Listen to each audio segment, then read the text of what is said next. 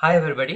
आज मैं बात करने वाला हूँ कि आप अगर कनाडा का पीआर प्रोसेस के लिए एक्सप्रेस एंट्री प्रोफाइल क्रिएट करना चाहते हैं तो आप कैसे कर पाएंगे और साथ ही अपना एलिजिबिलिटी कैसे चेक कर सकते हैं ऑनलाइन। तो आज सब उसके बारे में बात करेंगे। तो चलिए स्टार्ट करते हैं आज का वीडियो। ये एक्सप्रेस एंट्री प्रोफाइल होता क्या है? तो बेसिकली आईआरसीसी कैंडिडेट से लिस्ट ऑफ इंफॉर्मेशन कलेक्ट करती है। For example skilled work experience, उनका एजुकेशन और उनका language level, for example English या फ्रेंच। और उस बेस पे उनको कुछ पॉइंट्स एलोकेट करती है। फॉर एग्जांपल अगर आपका जितना ज़्यादा स्किल्ड वर्क एक्सपीरियंस होगा उतने ज़्यादा पॉइंट्स आपको मिलेंगे। और जितना आपका एजुकेशन हाई लेवल का होगा, फॉर एग्जांपल आप बैचलर्स डिग्री या फिर मास्टर्स किए हुए हैं, तो उतना ज़्यादा पॉइंट्स आपको एलोकेट किए जाते हैं। उस बेस पे कैंडिडेट्स को शॉर्ट किया जाता है कि जिसके जितने ज़्यादा पॉइंट्स उनको ज़्यादा प्रेफरेंस दिया जाता है पीआर प्रोसेस के लिए। तो इसलिए आपको अपना अकाउंट एक क्रिएट करना पड़ता है, एक्सप्रेस एंट्री प्रोफाइल। तो ये एक्सप्रेस एंट्री प्रोफाइल आईआरसीसी को बताता है कि ये सारे कैंडिडेट्स पीआर प्रोसेस के लिए इंटरेस्टेड हैं और उनमें से एक सेलेक्ट करेगी कि कौन से कैंडिडेट्स को पीआर के लिए इनवाइट भेजा जाएगा। जैसे ही आपको इनवाइट आता है तो आप उसे एक्सेप्ट करते हैं और उसके बाद जो भी रिक्वायर्ड डॉक्यूमेंट्स हैं जो आईआरसीसी आपसे मांगेगी वो आप उस ऑनलाइन प्रोफाइल में सबमिट करते हैं और फिर आपका पीआर प्रोसेस स्टार्ट हो जाता है। तो अगर आपका सारा डॉक्यूमेंट सही है तो आईआरसीसी प्रोसेस करने के बाद आपको पीआर कार्ड देगी और फिर आप कनाडा आ सकते हैं। एक्सप्रेस एंट्री प्रोफाइल क्रिएट करते टाइम आपको कोई डॉक्यूमेंट्स या प्रूफ सबमिट नहीं करना है। आपको सिर्फ कुछ इन्फॉर्मेशन प्रोवाइड करने हैं। Based on those informations IRCC आपको एक सीआरएसएस स्कोर प्रोवाइड करेगी और वो सीआरएसएस स्कोर आपको प्रोफाइल में हमेशा रहेगा। तो ये एलिजिबिलिटी आप दो तरीके से चेक कर सकते हैं। या तो आप आईआरसीसी जो कि कनाडा की ऑफिशियल वेबसाइट है वहाँ पे आप अपना अकाउंट बना लीजिए। तो वहाँ से आप अपना एलिजिबिलिटी चेक कर सकते हैं, प्लस आप अपना एक्सप्रेस एंट्री प्रोफाइल भी क्रिएट कर सकते हैं। लेकिन आप बिना अकाउंट क्रिएट किए ही आप अपना एलिजिबिलिटी स्टार्ट में चेक कर सकते हैं। उसके बाद अगर आप एलिजिबल हैं तो आप अपना आईआरसीसी का अकाउंट बना लीजिए और उसमें अपना एक्सप्रेस एंट्री प्रोफाइल क्रिएट करना पड़ेगा। तो एलिजिबिलिटी चेक करने के लिए आपको लिस्ट ऑफ रिक्वायरमेंट्स नहीं देखनी है। आईआरसीसी इसके लिए एक आसान सा तरीका रखी है कि आपसे वो कुछ क्वेश्चंस पूछेगी और आपको बस उसके जवाब देने हैं। उसके लिए आपको इस लिंक पर जाना है, ये मैं डिस्क्रिप्शन में डाल दिया हूँ। तो यहाँ पे एक बटन है find out if you are eligible, इस पर क्लिक करें।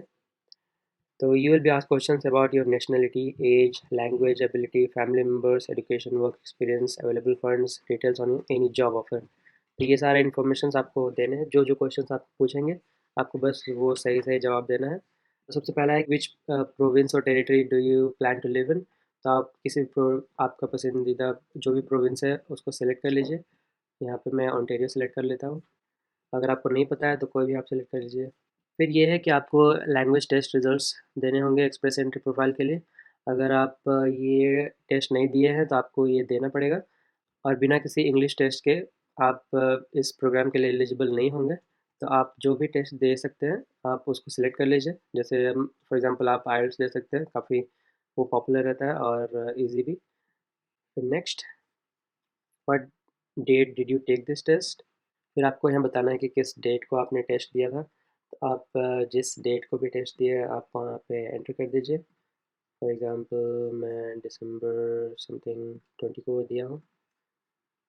Enter the test score for speaking. तो आपका जो भी स्कोर है आप उसको यहाँ पे एंटर कर दीजिए। तो मैं यहाँ पे रैंडम कुछ भी नंबर डाल दे रहा हूँ।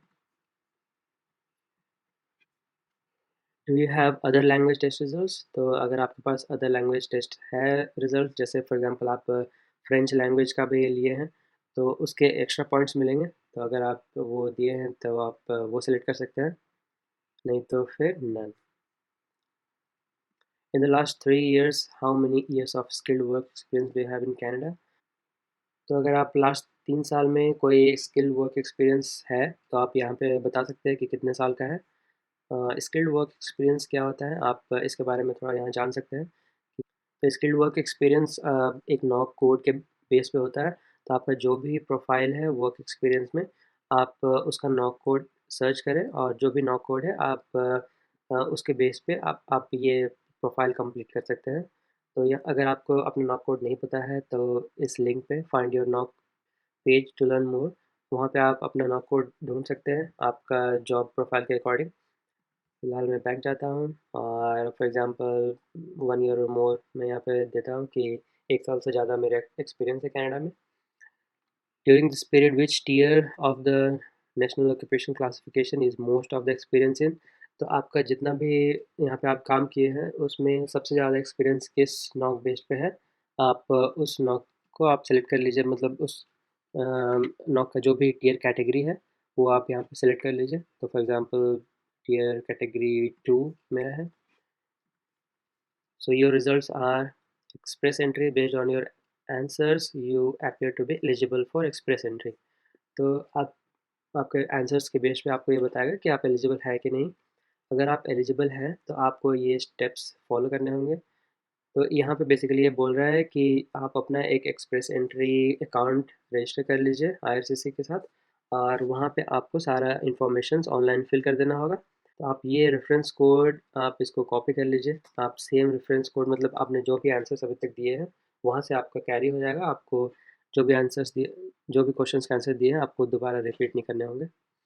तो इसको कॉपी करके मैं रख लेता हूँ।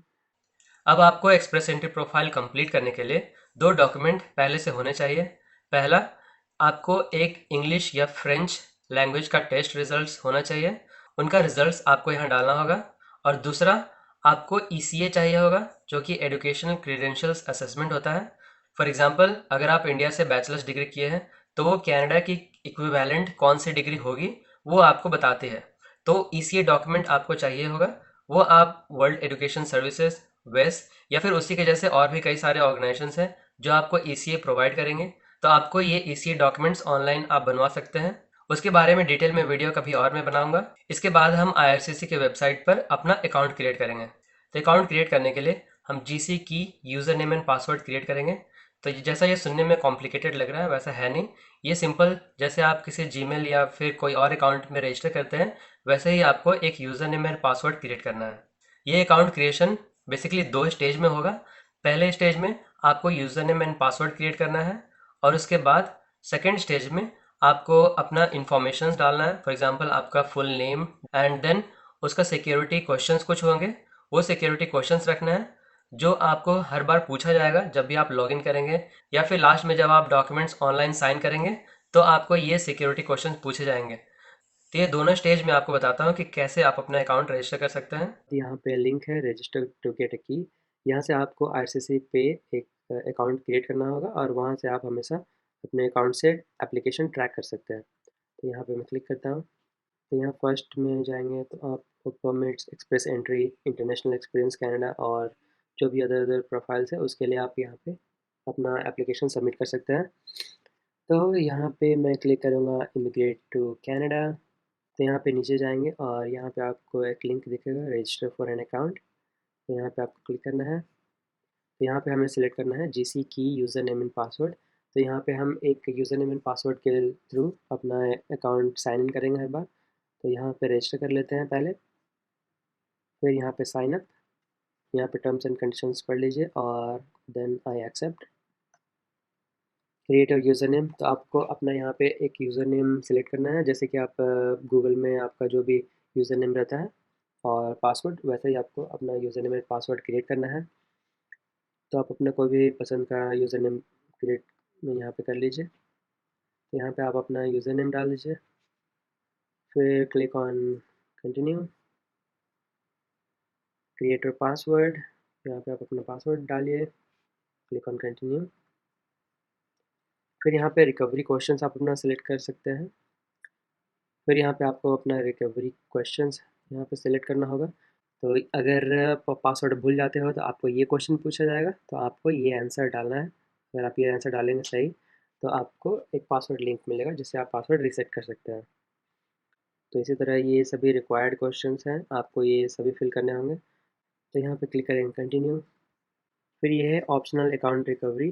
तो इसके लिए आपको एक ईमेल एड्रेस डालना होगा जिस पे आपको पासवर्ड रीसेट करने के लिए या फिर रिकवर करने के लिए आप आपसे आईआरसीसी कांटेक्ट करेगी। तो जैसे आपका पासवर्ड रीसेट करना है तो आपको एक लिंक भेजेगी इस ईमेल पे और आपको वहाँ से आप रीसेट कर सकते हैं पासवर्ड। तो ये आपको ईमेल आईडी डालना है।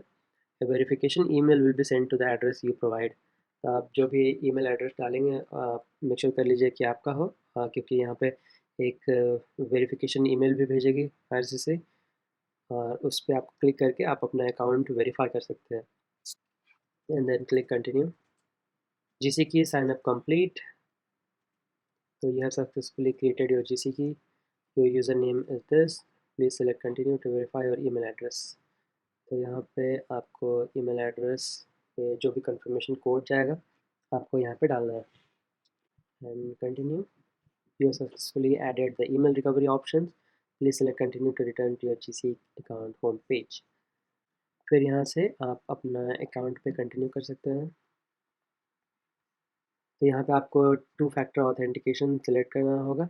ये एक extra layer of security provide करता है आपके अकाउंट के लिए। तो उसके लिए आप इन तीनों में से कोई भी ऑप्शन चूज़ कर सकते हैं। फॉर एग्ज़ाम्पल आप अपना ईमेल एड्रेस सेट कर सकते हैं। तो आप जब भी ऑन लॉगिन करेंगे तो आपको एक कोड जाएगा जो कि आपको एंटर करना होगा और उसके बाद आप लॉगिन कर सकते हैं। तो ये भी एक मैंडेटरी स्टेप है, तो आपको ये करना ही पड़ेगा। तो let me select setup your email. या आपको जो भी अच्छा लगता है आप वो सेलेक्ट कर सकते हैं, आप जो भी कन्वीनियंट हो। Then here I accept email address. तो यहाँ पे मैं सेम ईमेल एड्रेस डाल देता हूँ। तो पासवर्ड मेरे ईमेल आईडी पर आ गया है, मैं उसको एंटर कर दे रहा हूँ। Then continue. तो ये इस रिकवरी कोड को आपको कहीं पे सेफ रख देना है एंड देन कंटिन्यू। तो आपका two factor authentication setup complete हो गया है। Then again you have to click on continue. यहाँ पे आपको फिर से लॉगिन करने के लिए बोलेगी, तो आपको कंटिन्यू करके साइन इन और क्रिएट एन आरसीसी अकाउंट पर क्लिक करना है और फिर साइन इन यूजिंग जीसी की user name and password, then click accept. फिर यहाँ पे आपके अकाउंट के लिए आपका नाम पूछा जाएगा। तो ये सेम होना चाहिए आपका, जैसे पासपोर्ट पे मेंशन रहता है सेम वैसे ही आपको एंटर करना है। तो पासपोर्ट से आप अपना फिर create your security questions. So you will need to answer one of your security questions each time you access your account. You will have 2 tries to answer the question. तो यहाँ पे आपको सिक्योरिटी क्वेश्चंस क्रिएट करना होगा। तो जब भी आप अपना अकाउंट एक्सेस करेंगे तो आपसे ये इन चारों में से कोई भी एक क्वेश्चन पूछा जाएगा और आपका उसका आंसर उसमें डालना होगा। फिर आपका यहाँ अकाउंट का डैशबोर्ड पेज शो होगा। तो यहाँ पे आपका जो भी एप्लीकेशंस प्रोसेस में है आपका यहाँ पे शो करेगा। अभी फ़िलहाल कोई भी एप्लीकेशन नहीं है, so no data available in table. Then continue an application you haven't submitted. तो यहाँ पे अगर आप कोई भी एप्लीकेशन इन प्रोग्रेस है जो आपने अभी तक सबमिट नहीं किया है तो आपको यहाँ पे शो करेगा और यहाँ से आप उसे कंटिन्यू कर सकते हैं। तो यहाँ से हम अपना एक्सप्रेस एंट्री प्रोफाइल क्रिएट करना रिज्यूम करेंगे। तो यहाँ पे क्लिक करेंगे apply to come to Canada and please enter your personal reference code to begin your application. तो यहाँ पे आपको सेम जो पर्सनल रेफरेंस कोड था जो हमने लास्ट क्वेश्चन में देखा था, तो आपको यहाँ पे एंटर कर देना है। अगर आपके पास वो रेफरेंस कोड नहीं है या फिर आप फ्रेश एप्लीकेशन स्टार्ट करना चाहते हैं तो आप डायरेक्ट यहाँ पे एक्सप्रेस एंट्री ई पे आप क्लिक कर सकते हैं। तो आपको उसके बाद आपको सेम क्वेश्चन एंड आंसर्स फिर से देने होंगे। तो मेरे पास रेफरेंस कोड है तो मैं यहाँ पे डालकर कंटिन्यू करता हूँ। फिर यहाँ पे आप अपना एप्लीकेंट नेम यहाँ पे फिर से एंटर करना होगा। तो जो भी आपका एग्जैक्ट नेम है पासपोर्ट के हिसाब से आपको यहाँ पे एंटर कर दीजिए। तो यहाँ मेक श्योर करिए कि सारा इन्फॉर्मेशन सही हो, क्योंकि जैसे ही आप अपना ये एक्सप्रेस एंट्री प्रोफाइल क्रिएट करते हैं और अगर आपको इनवाइट आता है तो आपका फाइनल जो प्रूफ ऑफ डॉक्यूमेंट सबमिट करेंगे वो और ये जो इन्फॉर्मेशन आपने डाला है वो दोनों को मैच करेंगे। अगर ये सही हुआ तभी आपका एप्लीकेशन प्रोसीड होगा, नहीं तो आपका एप्लीकेशन रिजेक्ट हो जाएगा और आपको बैन भी किया जा सकता है परमानेंट रेजिडेंट एप्लीकेशन के लिए। तो आप मेक श्योर करिए कि सारा इन्फॉर्मेशन यहाँ पे आपका सही होना चाहिए। Next is next question is will this person accompany you to Canada. तो हमने पिछला आंसर दिया था कि आई एम मैरिड। सो यहाँ पे ये पूछ रहे हैं कि आपके साथ जो आपका पार्टनर है वो कनाडा है कि नहीं। तो यहाँ पे आप यस कर सकते हैं अगर आप मैरिड हो। मैं इस केस में नो करता हूँ क्योंकि फिर एक्स्ट्रा इन्फॉर्मेशन भरना पड़ेगा अभी। अब हम आ गए हैं लास्ट पेज पे। यहाँ पे आपको अपना इन्फॉर्मेशन डिटेल में भरना है। तो यहाँ पे सभी फॉर्म्स हैं जैसे personal details, contact details, study and languages, application details, representative ये जैसे एजेंट आप रख रहे हैं तो वो, और वर्क हिस्ट्री, ये सारा डिटेल्स इन फॉर्म्स में भर देना है। तो चलिए स्टार्ट करता हूँ मैं पर्सनल डिटेल्स के साथ। और जब आप ये सारे फॉर्म्स फिल करके सबमिट कर देंगे उसके बाद आपका प्रोफाइल जो है एक्सप्रेस एंट्री पूल में रखा जाएगा। तो मेक श्योर कि आपको सारा कुछ सबमिट करना है एंड में, तो वो भी मैं दिखाता हूँ। और ये सारे डिटेल्स आप कभी भी अपडेट कर सकते हैं, जैसे भी कोई भी इंफॉर्मेशन चेंज हुआ, जैसे एड्रेस, फ़ोन नंबर वगैरह, तो आप यहाँ पे आके चेंज कर सकते हैं। तो ये मैंने पहला इंफॉर्मेशन भरा है, ये एडिट नहीं कर सकते। देन नेक्स्ट, फिर आपको यहाँ पर्सनल डिटेल्स में कंट्री ऑफ बर्थ, तो आप जहाँ भी आपका बर्थ हुआ है तो वो डाल दीजिए। सिटी ऑफ बर्थ, मतलब कंट्री में कहाँ पे आपका बर्थ हुआ है, तो मैं एंटर कर देता हूँ। Next, then this is your married status, we have already selected, and click next। ID documents, so यहाँ पे आपको अपना जो भी नेशनल आईडी डॉक्यूमेंट है वो उसका डिटेल्स आपको भरना है। तो जनरली यहाँ पे हम पासपोर्ट सेलेक्ट करते हैं। Document ID type, passport travel document, then document number, तो आपका जो भी पासपोर्ट का नंबर है वो आप यहाँ पे एंटर कर दीजिए। फिर कंट्री टेरिटरी ऑफ इशू, तो मेरे केस में इंडिया। इशू डेट, आप आपका जो भी इशू डेट है वो आप यहाँ पे डाल दीजिए। फिर पासपोर्ट का एक्सपायरी डेट, फॉर एग्ज़ाम्पल 29, ये मैं कुछ भी रैंडम भर रहा हूँ।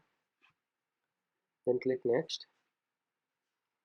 Then has Pankaj Singh applied to immigration IRCC Canada before, तो यहाँ पे मैं करूँगा नो।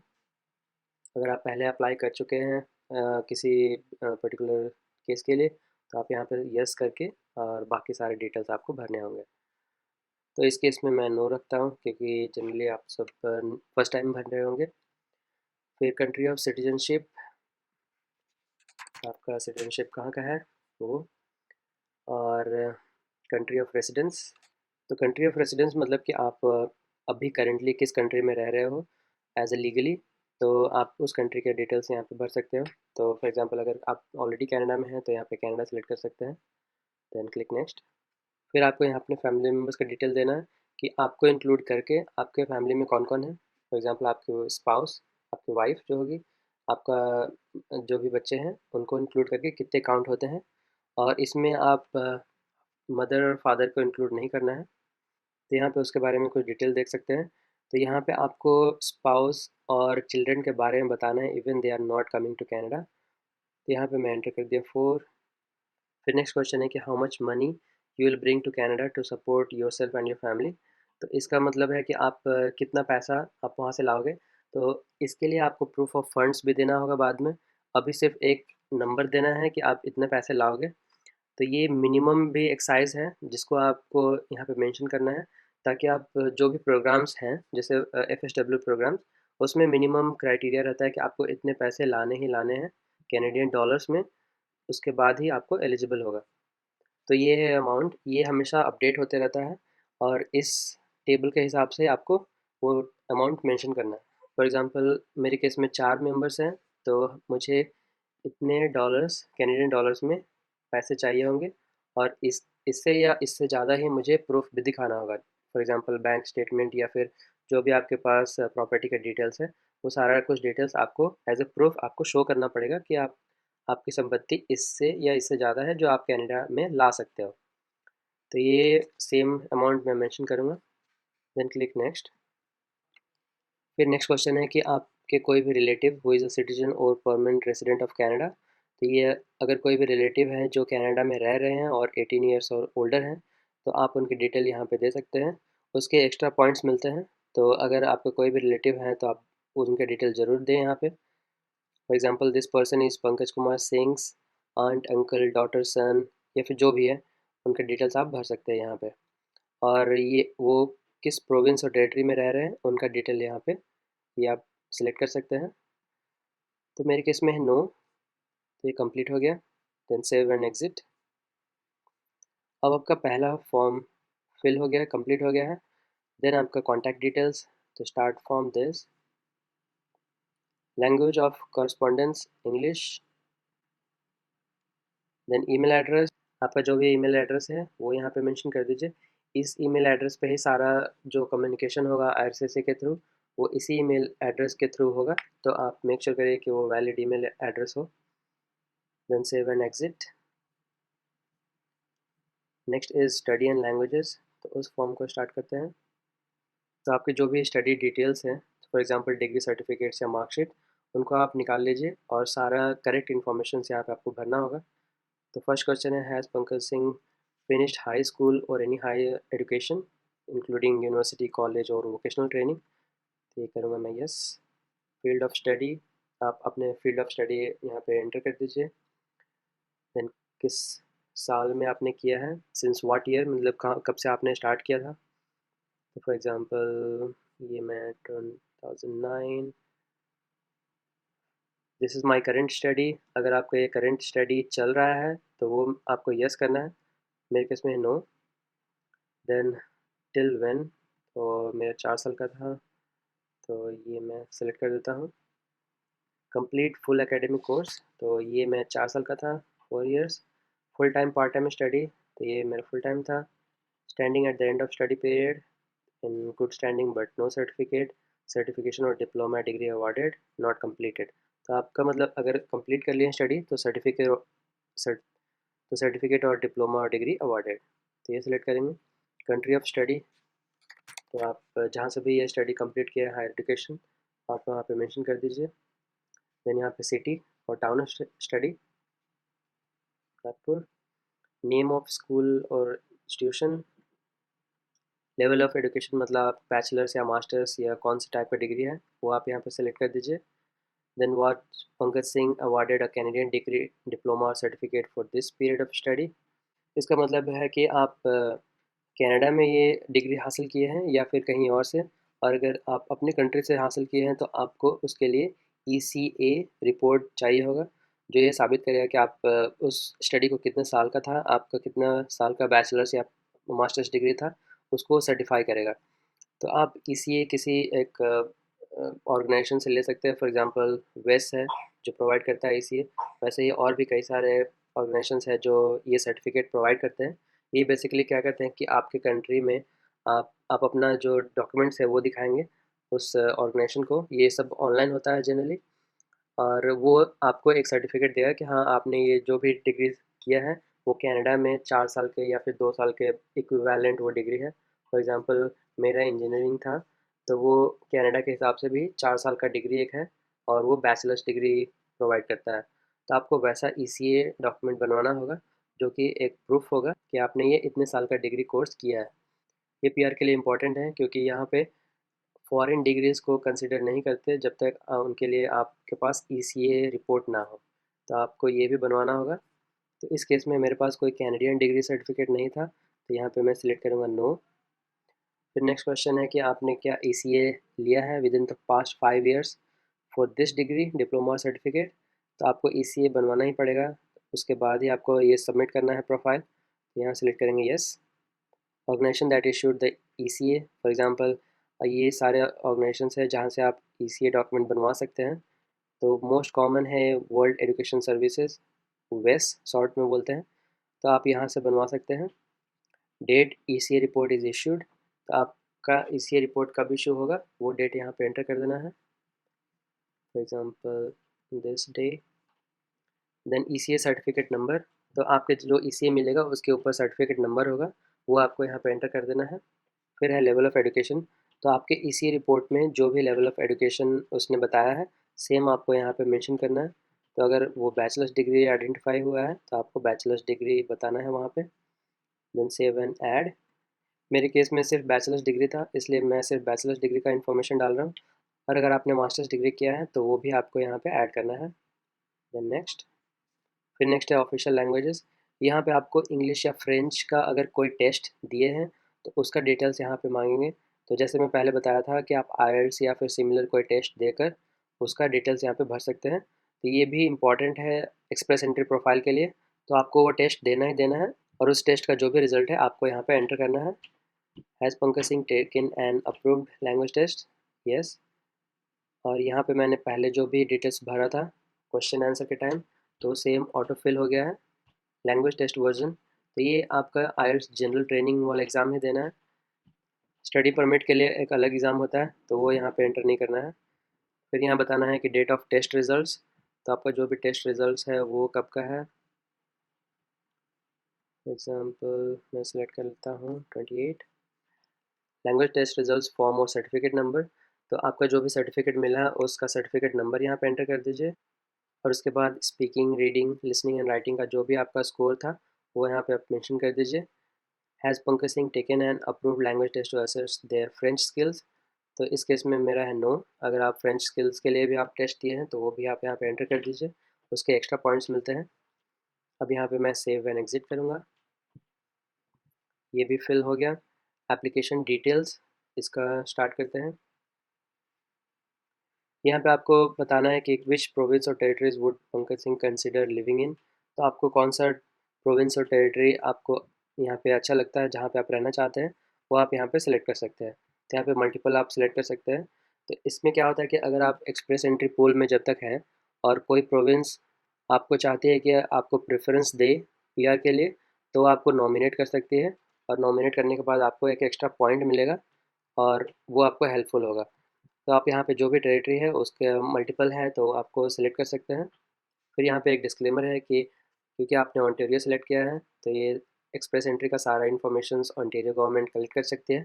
तो यहाँ पे आप अगर शेयर करना चाहते हैं तो यहाँ पे सिलेक्ट करेंगे yes, then click next. Has Pankaj Singh received a nomination certificate from province or territory? तो अगर आपको कोई नॉमिनेशन सर्टिफिकेट जब मिलता है तो यहाँ पे आपको यस सेलेक्ट करना है, और उसके इन्फॉर्मेशन यहाँ पे आपको पूछे जाएंगे तो आपको यहाँ एंटर करना है। मेरे केस में यहाँ पे ऐसा कुछ नहीं है तो मैं सिलेक्ट करूँगा no, save and exit. Then representative, फिर ये यहाँ पे रिप्रेजेंटेटिव का डिटेल्स भरना है। फॉर एग्जांपल अगर आप कोई एजेंट आप रखना चाहते हैं जो आपको इस एक्सप्रेस एंट्री प्रोफाइल को फिल करके सबमिट करके, और जब भी आपको आईटीए आएगा तो आपको वो हेल्प करेंगे, तो उनका डिटेल्स आप यहाँ पे भर सकते हैं। तो अगर आप रिप्रेजेंटेटिव हायर कर रहे हैं तो आपको यहाँ पे सेलेक्ट करना है रिप्रेजेंटेटिव, और उनका डिटेल्स यहाँ पे भरना है। मेरे केस में है नो, तो यहाँ पे मैं उनके डिटेल्स नहीं भरूँगा, सेव एंड एग्जिट। उसके बाद है वर्क हिस्ट्री। तो यहाँ पे आपको अपने वर्क से रिलेटेड जो भी आपने जहाँ जहाँ काम किया है उसके बारे में आपको इन्फॉर्मेशन भरना है। फिर यहाँ पे प्राइमरी ऑक्यूपेशन के बारे में बताना है कि आपका जो भी प्राइमरी ऑक्यूपेशन, जैसे फॉर एग्जांपल आप इंजीनियर हो, डॉक्टर हो, या फिर जिस भी प्रोफेशन में हो आपका उसका डिटेल भरना है। तो यहाँ पे एक 5 डिजिट नो कोड आप देख रहे हो, ये नो कोड होता क्या है? तो ये नो कोड बेसिकली कनाडा में जो भी जॉब कैटेगरी होती है उसके हिसाब से आपका जो भी प्रोफाइल है, जो भी आपका डेजिग्नेशन है, उसके हिसाब से नो कोड डिसाइड होता है। तो आप ये नो कोड आप खुद से सर्च कर सकते हो कि आपका नो कोड क्या है। तो ये फाइंड योर नॉक पे आप क्लिक करें। यहाँ पे आपको TEER categories and examples of jobs दिखाएंगे। तो ये फॉर एग्जांपल्स है, यहाँ पे आपको अपने जॉब के अकॉर्डिंग नॉक कोड सर्च करना है। फॉर एग्जांपल अगर आप ट्रक ड्राइवर हैं तो ट्रांसपोर्ट ट्रक ड्राइवर्स का नो कोड ये है। अगर मैं सॉफ्टवेयर डेवलपर हूँ तो आपका नो कोड ये है। तो आपको इस नो कोड के अकॉर्डिंग प्रूफ भी देना होगा कि आपने इस जॉब में काम किया है। फॉर एग्जांपल आपको ऑफ़र लेटर, रेफरेंस लेटर्स, या फिर जो भी एक्सपीरियंस लेटर्स है आपको वो शेयर करने होंगे जब आप फाइनल, जब आपको आईटीए आ जाएगा, मतलब इनवाइट आ जाएगा सबमिट करने के लिए अपना पीआर एप्लीकेशन, उस समय आपको सारा डिटेल्स एज अ प्रूफ आपको शेयर करना होगा। आप इस नॉक कोड में क्या क्या डिटेल्स होंगे या फिर कौन से जॉब ड्यूटीज़ होने चाहिए, आप यहाँ पे नॉक वेबसाइट लिंक पर क्लिक करके उसके बारे में इंफॉर्मेशन जान सकते हैं। फॉर एग्जांपल यहाँ पे आप अपना नॉक कोड एंटर करें जो भी आपने आइडेंटिफाई किया है, और उसके बाद आप सर्च करें, या आप सर्च बाय जॉब टाइटल भी कर सकते हैं। तो ये आपके प्रोफाइल के अकॉर्डिंग एग्जाम्पल टाइटल्स दिखाएंगे कि ये सब टाइटल्स होने चाहिए आपके। ये एग्जैक्ट मैच होना ज़रूरी नहीं है, लेकिन एग्जाम्पल टाइटल्स यहाँ पे दिया हुआ है, तो जो भी मेन ड्यूटीज़ है उसके अकॉर्डिंग आपको मैच करना चाहिए। तो आपको अपने जो भी ऑफ़र लेटर या फिर एक्सपीरियंस लेटर है उसमें आपको प्रूफ करना होगा कि आपने इस टाइप का जॉब आपने किया है, तभी आपका ये नो कोड एक्सेप्ट होगा।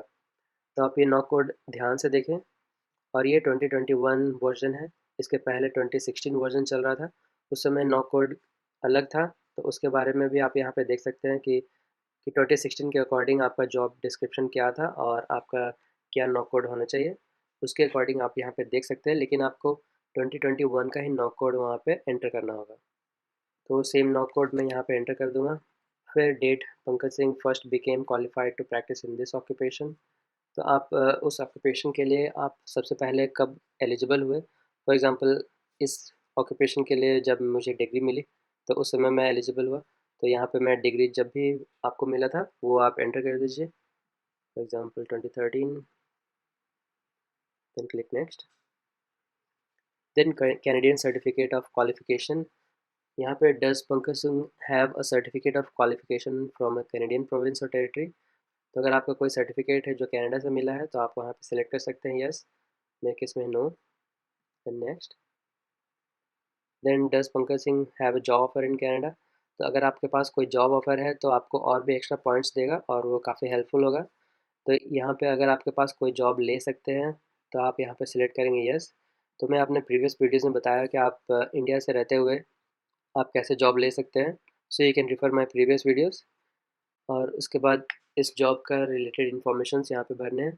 Then is this job offer for work that is full time continuous and for at least 1 year. तो ये तीनों कंडीशंस फुलफिल होने चाहिए। तो मेरे केस में यस।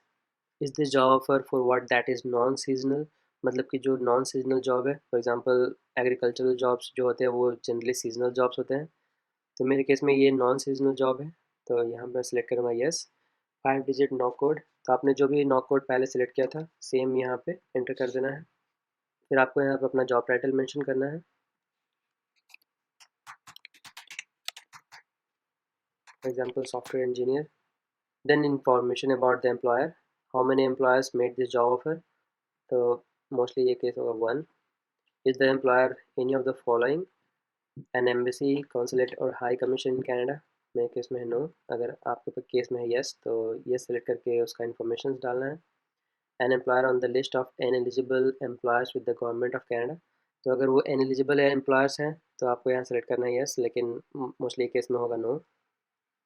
एम्प्लॉयर और कंपनी नेम। अपना एम्प्लॉयर का नाम यहाँ पे डालना है जो भी कंपनी है। कॉन्टैक्ट एड्रेस ऑफ एम्प्लॉयर और कंपनी। तो आप अपने कंपनी का जो एड्रेस है वो यहाँ पे मेंशन करना है। वो कनाडा या जो जहाँ भी इसका हेडक्वार्टर है उसका इन्फॉर्मेशन यहाँ पे डालना है। तो यहाँ पे मैं कनाडा की कंपनी का इन्फॉर्मेशन डाल देता हूँ। Province or territory.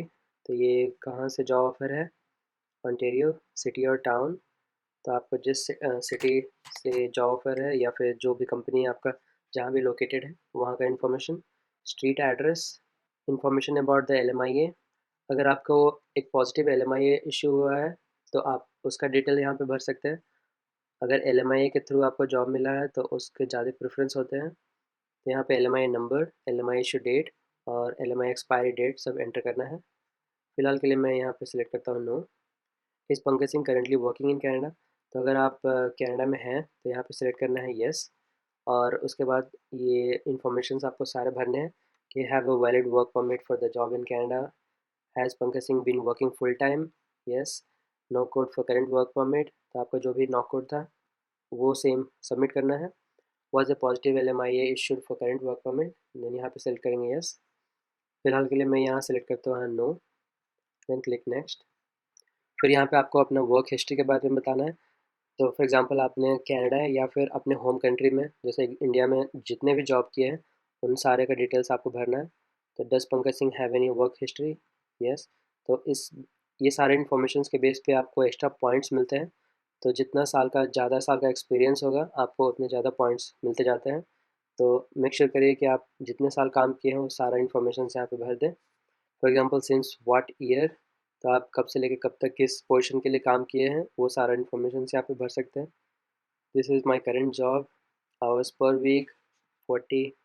ये जॉब आपका किस नॉक कोड में है। Then job title, employer, company name, country और territory and city and town and save and add.